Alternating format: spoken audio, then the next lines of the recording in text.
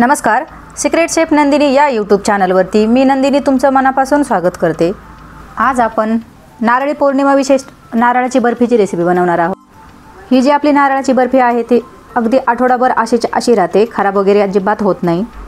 Recipe अगदी सोपी आहे। रेसिपी आवडल्यास लाईक, शेअर आणि सबस्क्राइब करायला विसरू नका। तर चला आपण रेसिपीला सुरुवात करूया। तर इथे मी एक नारळ घेतलाय, तो फोडून असे त्याचे तुकडे करून घेतले। तर आपला जो नारळ आहे त्याचं जे वरचं आपलं काळं साल असते ते आपल्याला आता साल कटरने काढून घ्यायची। तर आता मी सगळी साल जे आहे ते काढून घेते। हे काळं घेतलं तर आपल्या बर्फीला कलर चेंज होतो, म्हणून आपल्याला हे वरचं जे काळं असतं ना नारळाचं ते घ्यायचं नाही आहे, ते सगळं सोलून घ्यायचं। तर इथे मी सगळा नारळ सोलून घेते। तर हे पास आपल्याला सगळा नारळ सोलून घ्यायचं। तर माझा असा नारळ सोलून झालेला आहे। आता मी जो नारळ सोलून घेतलाय तो थोडासा मला खराब वाटला, म्हणजे हात लागले माझे, काळं झाले, म्हणून मी स्वच्छ पाण्याने धुवून घेते। तर मी ते बाउलमध्ये पाणी घेतले, याच्यामध्ये हा नारळ टाकून हाताने स्वच्छ धुवून घेते। तर हे पासा मी स्वच्छ नारळ धुवून घेतलाय। याचं आपल्याला पाणी निथळून घ्यायचे। तर आपला नारळ स्वच्छ धुवून झालेला आहे। आता हा जो नारळ आहे तो आपल्याला सुरीने असा बारीक कापून घ्यायचा आहे। तुम्ही किसूनही घेऊ शकता, पण मी किसून न घेता आपला असा बारीक कापून घेते। तर आता मी सगळा नारळ असा बारीक कापून घेते। होता होईल तेवढे बारीक काप करायचे, म्हणजे आपल्याला मिक्सरमध्ये पेस्ट बनवताना ते तुकडे राहणार नाहीत। तर मी हा जो नारळ आहे तो सगळा असाच बारीक कापून घेते।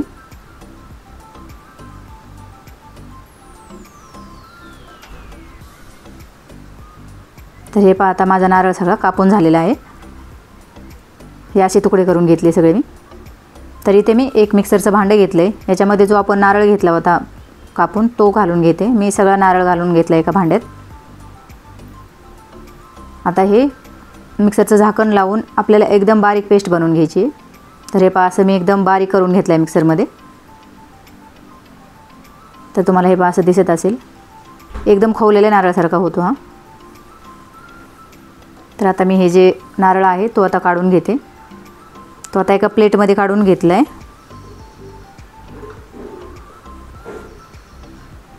तर हे पहा आपला एवढा झाला आहे आता जो नारळाचा चव आहे तो। आता मी ते गॅस चालू करून घेतला आहे, याच्यावरती कढई ठेवून घेतली। कढई आपली गरम झाली, याच्यामध्ये 4 चमचे मी तूप घालून घेतले। तूप गरम झालं की आपला जो नारळाचा चव आहे तो 2 वाट्या भरला माझा। मी वाटीने मोजून घ्यायचा आपल्याला तो घेताना। जर अंदाजे घेतला तर आपल्याला साखरेचं प्रमाण समजणार नाही, म्हणून आपल्याला हे मोजून घ्यायचे वाटीनेच।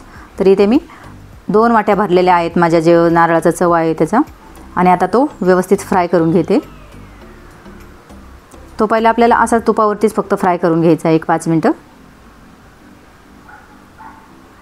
फक्त हलवत राहायचं, कारण खाली लागायला नको, बुडाला लागायला नको कढईच्या, म्हणून आपल्याला व्यवस्थित फक्त चमच्याने खालीवर करायचं आहे। तर माझा हा व्यवस्थित मिक्स झाला आहे आता तूप आणि नारळाचा चव। ह्याच्यामध्ये आपल्याला 1 वाटी साखर घालून घ्यायची। तर आपला जो नारळाचा चव आहे तो 2 वाट्या आहे, तर 1 वाटी आपल्याला साखर घालून घ्यायची। तर एकदम परफेक्ट प्रमाण आहे हे, 2 वाट्याला 1 वाटी साखर। तर आता मी साखर घालून घेतली। तर हे व्यवस्थित मिक्स करून घेते। तर आता हे व्यवस्थित मिक्स झालं आहे। आता आपल्याला याच्यामध्ये दुधावरची जी साय असते ते घालायची आहे। तर मी आता दुधावरची साय काढून घेते। तुमच्याकडं क्रीम असेल तर तुम्ही क्रीमही घालू शकता, क्रीम नसेल तर अशी दुधावरची साय घ्यायची। आणि तिच्यामध्ये आपल्याला 2 चमचे मिल्क पावडर घालून घ्यायची। तर इथे मी 2 चमचे मिल्क पावडर घेते। आणि ही जी आपली मलाई किंवा साई जी आहे त्याच्यामध्ये मी मिक्स करून घेते। आपल्याला ही व्यवस्थित मिक्स करून घ्यायची।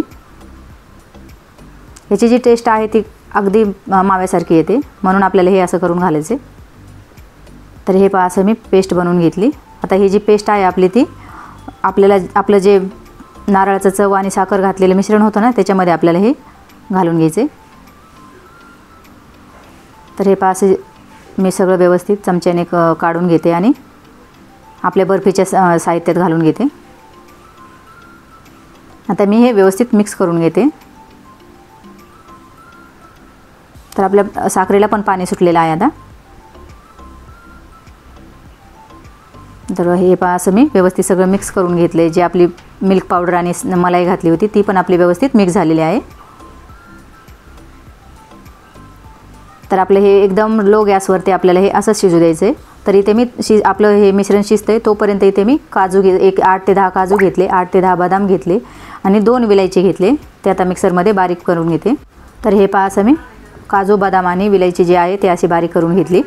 आता जी विलायची आणि काजू बदामाची जे आपण बारीक करून घेतले ते आपण या नारळाच्या मिश्रणात घालून घेऊ आणि हे आता आपलं व्यवस्थित परत मिक्स करून घ्यायचं आहे. आपल्याला हे आता 5 ते 7 मिनिट असंच परतून घ्यायचं आहे. तर हे पहा आपलं आता 5 ते 7 मिनिटानंतर तुम्हाला समजलंच असेल की आपलं मिश्रण झालं की नाही. असं घट्टसर गोळा झाला की म्हणायचं आपलं झालं आहे. तर आपल्याला हे टेस्ट करण्यासाठी आणखी एक ट्रिक वापरायची. तर ही जी आहे ते आपल्याला जे मिश्रण आहे ते 1 मी चमच्यात घेतलं आहे. इथे मी प्लेटमध्ये पाणी घेतले, त्याच्यामध्ये जे मिश्रण आहे ते असं टाकून घ्यायचं आणि असा गोळा जर नाही सुटला ना तर म्हणायचं आपलं झालं आहे. तर आपला हा गोळा व्यवस्थित झाला आहे. तो असा पाण्यामध्ये टाकल्यावर सुटला नाही. तर इथे मी एक डबा घेतला आहे. डब्याला आपल्याला तूप ग्रेस करून घ्यायचं आहे आणि आपलं जे मिश्रण आहे ते आपल्याला एक असं लेअर लावून घ्यायचं आहे खाली. तर मी जे मिश्रण आहे ते अर्धं मिश्रण याच्यामध्ये घालून घेतलं आहे आणि अर्ध्या मिश्रणामध्ये आपल्याला फूड कलर घालायचा आहे थोडासा, म्हणजे आपली जी बर्फी आहे ते दिसायलाही खूप सुंदर दिसेल. हे पूर्णपणे ऑप्शनल आहे. तुम्हाला कलर आवडत असेल तरच घाला, नाही आवडला तर घालू नका. तर याच्यामध्ये मी ऑरेंज कलरचा फूड कलर मिक्स केला आहे. तुम्ही दाखवायला विसरली. तर अर्ध्या मिश्रणात मी फूड कलर मिक्स केलेला आहे आणि अर्ध्या मिश्रण हे प्लेनच आहे. तर आपल्याला हे दोन्ही जे मिश्रण आहे ते असं एकावरती एक ठेवून असं दाबून घ्यायचं आहे. तर व्यवस्थित आपल्याला हे जे मिश्रण आहे ते गरम गरम आहे तोपर्यंतच आपल्याला व्यवस्थित असं दाबून घ्यायचं आहे.